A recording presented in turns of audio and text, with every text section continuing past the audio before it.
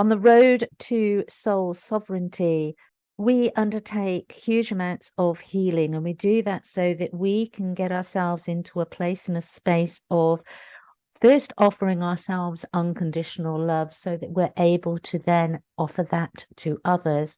And one of the healing modalities that created monumental shifts for me was inner child healing. So that's what we're going to actually be delving into today. What is inner child healing? Why is it so effective? And how can we start to undertake that healing?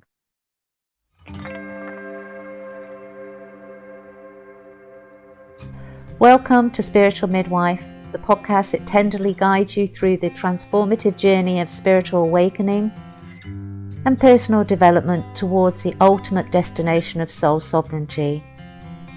I'm Claire Attio, a medicine woman and dedicated guide to the profound realm of soul sovereignty, and you are listening to Spiritual Midwife.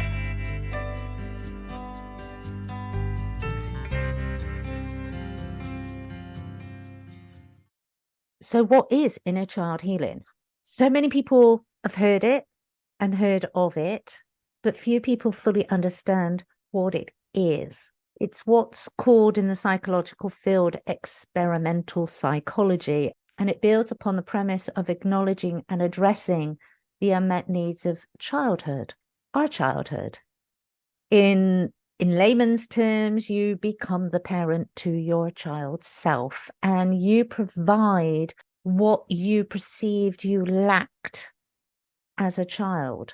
And it's so effective because it allows us to go back and it allows us to reframe with the child, our child self, the aspects that are causing us pain, that are blocking us from stepping into our true selves, that are making us feel shy or making us feel that we can't speak up for ourselves, making us feel that we're not worthy or we do lack in some sense, shape or form. As children, we learn first from our parents and then from our extended family and then from our friends, teachers, mentors, etc. And the way that we learn is mimicking their behaviors. And it was John Bradshaw that was one of the key persons to popularize the concept of inner child, with the understanding that 96% of families have a degree of dysfunction in the dynamics.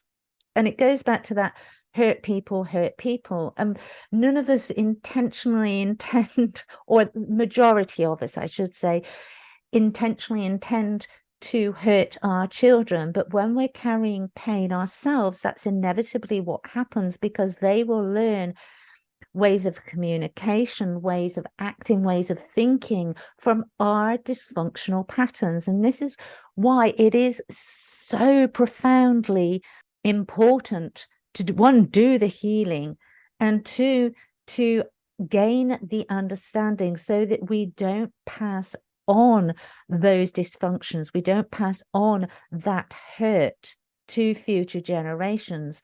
We can take this a layer deeper, that when we actually do this healing, we also heal generations from the past. We break the cycles of what that dysfunction created. And this is why it's so powerful. I used inner child healing and had massive shifts, unbelievable shifts that I couldn't at the time have even imagined. And I'm not going to say it was a day out in the park, because it wasn't, because there were certain aspects within that. There were certain hurts and pains that my inner child was holding on to, because at the time she didn't have the deeper understanding of what was going on. And so her mental capacity to deal with that situation at that time and her perception of what was going on at that time meant that she blamed herself.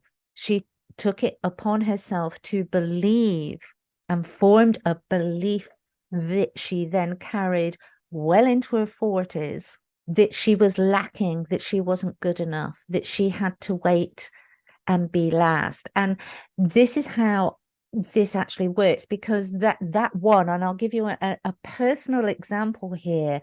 I was a I was the last child of four children, and my parents were very much wanting to ensure that everything was given to us equally. And so in in that desire, which is a perfectly admirable desire, we all had everything given to us equally. But being the last, I always received mine last. That was their way of keeping a tally of what was going on. There is nothing wrong in that. What that actually did in me, though, was built a belief that I always had to be last. And that's always meant that as an adult, I would hold back. If I had a really good idea, I would hold on to it. I would let everybody else go first. And it meant very often the inspiration and creation that I was given, that was mine to put out into the world, somebody else got there first. And it can feel personal. You kind of sit there and go, oh, I've had that idea. But it took me a long time to work through these energies and these beliefs, to shift them, to give myself permission that actually, no, I can create that and I can put that out in the world. But this can be applied in any field. Obviously, I work in the spirituality field, but this can work in any field. Anybody listening to this, I bet there's a time where you've had a really good idea and you were in a conference, but you held back. Maybe you held that same belief. Maybe you held a different belief. Maybe you held a belief that you weren't worthy. Maybe somebody told you that was a stupid idea when you were a child. And so when you have ideas and inspirations that are out of the box, you hold back for fear that somebody's going to tell you that it's stupid. Or maybe you've taken it an even deeper level and you actually believe it's stupid. You talk yourself out of your inspirations.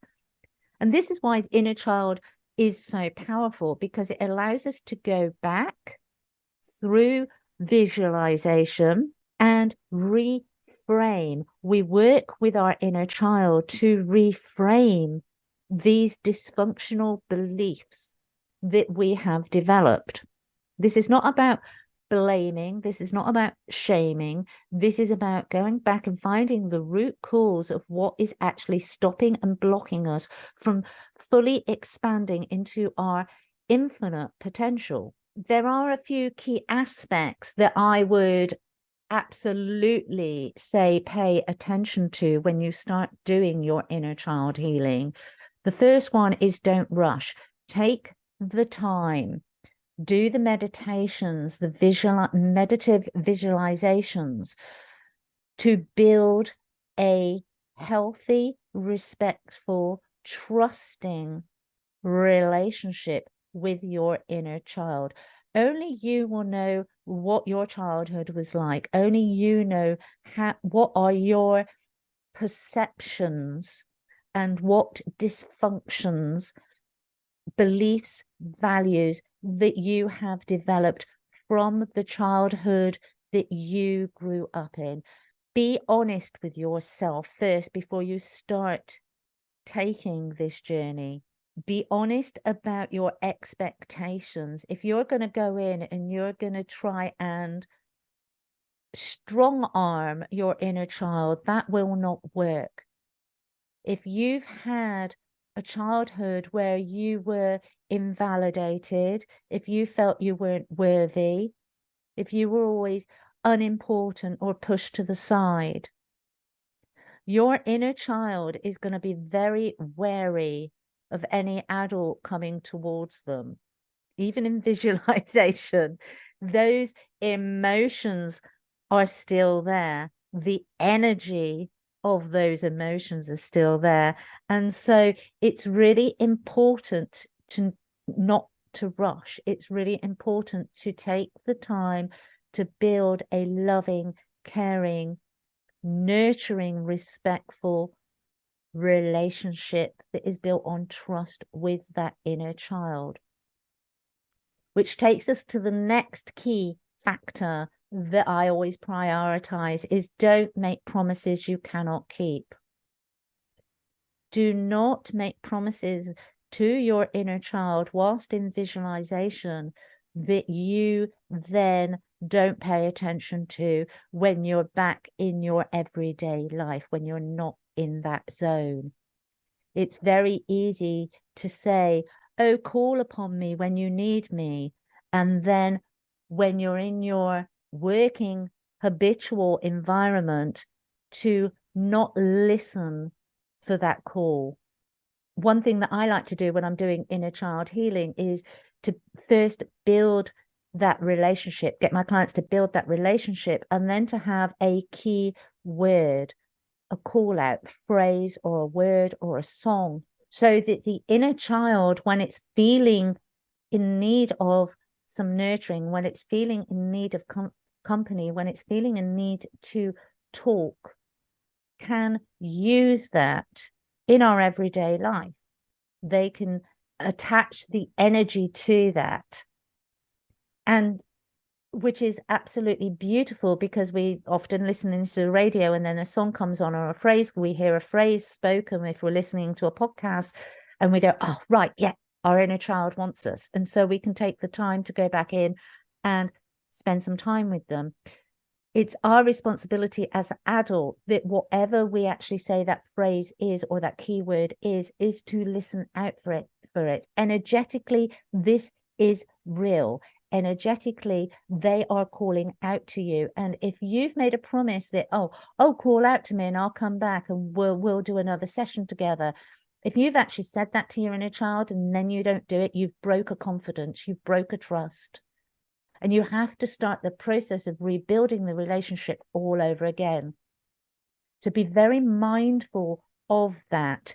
If you're in a situation where you're in a conference, and obviously you can't just go, oh, my inner child is calling, I need to go.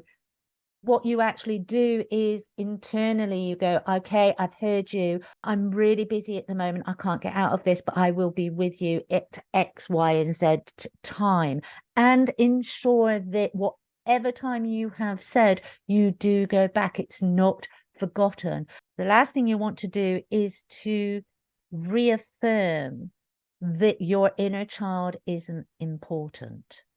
Most of us, even when we have grown up in wonderful family environments, most of us hold an aspect where we feel we're not important, whether that came from our parents or whether that came from the education system. There is usually a nugget in there where we don't hold ourselves important enough. And this is why we are finding it challenging to bring in that unconditional love, because we're not important enough to receive it. And this is why inner child healing is so important. It's one of the root causes. So you need to be really mindful if you're making promises that you keep them. The third aspect that I would actually ask you all to focus in on is not to jump in with all the answers. When we're on a healing journey, when we have been doing a lot of reflective and introspective work, it's very easy to have the adult understanding of what the issue is. And so it's very easy to jump in with the answers when our child self starts to open up and express what they felt they lacked or what they feel they need. What it actually does when we jump in, it once again disempowers your inner child. And we're working to empower our inner child. And so we need to be very mindful that we don't jump in with those answers. We actually take the time to actively listen to their concerns, to their hurts, to their pains, and take them seriously. Even if, for all intents and purposes, their gripe is quite funny, and that can happen. again, a personal story. One of my gripes was my parents had gone away on my birthday, during my birthday, and my grandmother was looking after me, and she wouldn't then. I even laugh when I'm talking about it now. One of the gifts, the only gift that I ever really kind of coveted was a small box of Maltesers. And it was the only time we were allowed chocolate in the morning was on special occasions like birthday or Christmas. And so my parents had actually wrapped up along with other presents, but the only thing I was interested in was the box of Maltesers, and left them for me. And so I came down on my birthday morning and I started unwrapping my gifts. And the first one I went for was my box of Maltesers, and I unwrapped them, and I was really, really excited. And I was just about to take the cellophane off when my grandmother whipped them away from me and put them on a shelf and said, "You can't have those until supper time." And I was absolutely mortified. And my inner child, when I was doing the work, really had a massive gripe about not being allowed to have a couple of Maltesers in the morning. And from that one situation had built a whole story of not being loved by her grandparents. And from that not being loved, not being lovable. And so as you go in and you actively listen to your inner child, be very aware of not to diminish the importance for them. As an adult, it's very easy to think of it as something very trivial, but to the child, a whole belief system was built. And whilst that's an outrageously funny little scenario with adverse effects, we have the polarity where some can also bring back memories we would rather leave forgotten. But if you want to move forward as an adult, then you need to assist your inner child to move past those situations in a positive and empowering way. Don't jump in as an adult. Sit and actively listen and ask the child what they need, what they need to move past that. Not what you think as an adult is needed. And I had this conversation last year. I was teaching a colleague that I'd actually met during initiation. She had heard the call to do inner child work and she didn't know how to do it. And so I talked her through the process, worked with her. And later, after she'd kind of done some of her own work, we were then talking of how to do this with other people. And it's a very fine balance, because as adults, when you have somebody that the inner child has received trauma, abuse, then as adults, our natural instinct is to advise the reporting of that and bringing in legal action. And yes, that is a conversation that you would have adult to adult, but that is not where you would actually guide the child during a visualization. It's really important to ask the child what it needs, what it wants. Children, when there is abuse, especially when it's with parents, children still love their parents. They don't want to see them get in trouble. What they need is they want to be given the tools in which to, in the visualization, stop that abuse occurring and to empower themselves. What happens out of the visualization is a very tentative conversation, a skilled conversation. This is not something you should do unless you have been trained and you're seasoned. You have a conversation with the adult, but you certainly don't deal with those aspects within the visualization.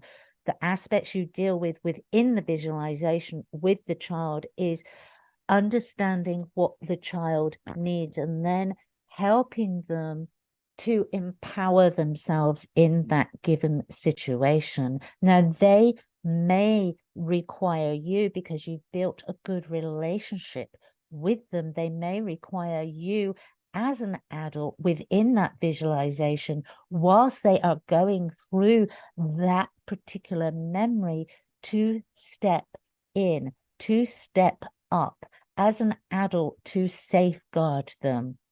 But the direction comes from the child. The direction doesn't come from you as the adult and what you think is needed.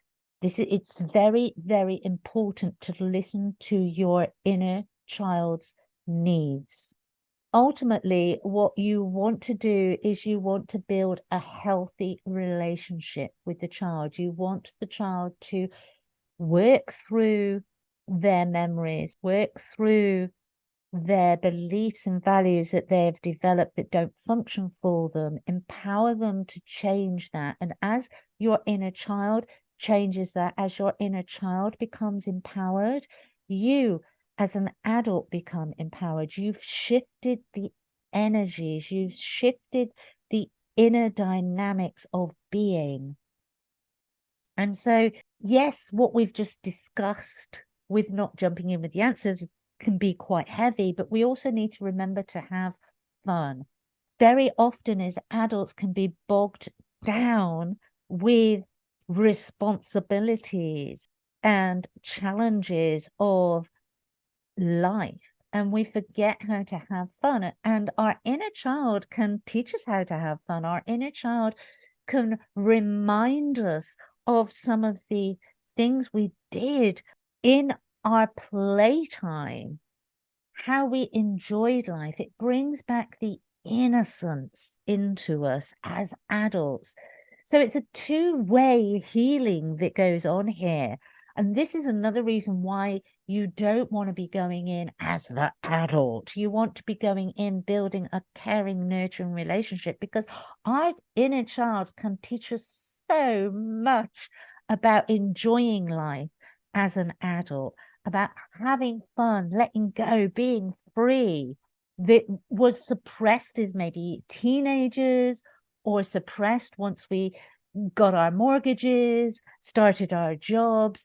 It all got suppressed and then got forgotten about. And revisiting our inner child allows us the magic. It brings back the magic of innocent play.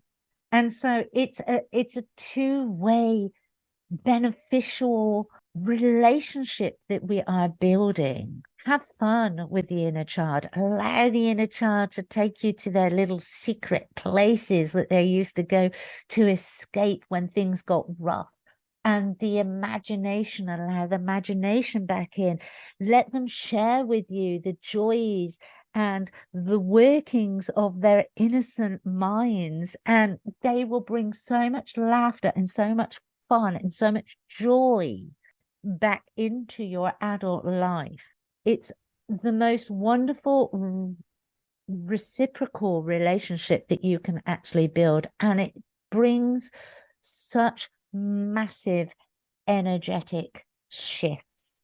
I encourage each and every one of you to explore and connect with your inner child. I know for me, it had and has profound shifts. I'm still go in and I don't do so much healing now, but I go in and I allow young Claire to show me some of the crazy things we used to do and some of the crazy thoughts that we had. And within that craziness, in that innocent, childlike wonderment of life, I gain such inspiration, which allows me to bring forth a lot of my creativity to share, to help you guys bring out your creativity. And with that, we actually create massive ripples of healing throughout the world. It's about being of service. We're being of service to ourselves, and then we're being of service to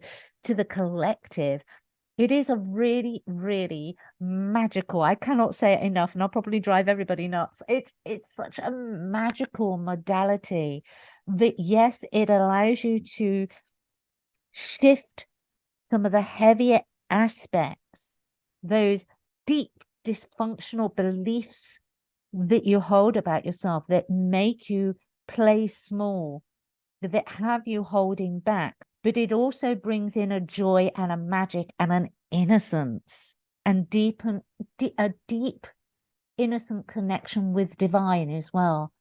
You bring through such a lot of magic by reigniting that innocent joy, that innocent play, those innocent thoughts. I have actually, I'm going to link in the description box a guided visualization to initiate connection with your inner child. I would actually suggest that you use that not just once, but you keep going back in and you keep building that relationship. Build the trust before you start to do the work. Don't go in there like a bull in a china shop. This has to be done. That has to be done. This has to be sorted. I have to clear this. I need to be moving forward. Take the time to build a loving, nurturing, trusting, respectful relationship with your inner child, and you will move forward with greater speed by taking the time to do that. And so that's it for this podcast. Until the next time, you have been listening to Spiritual Midwife. Bye bye.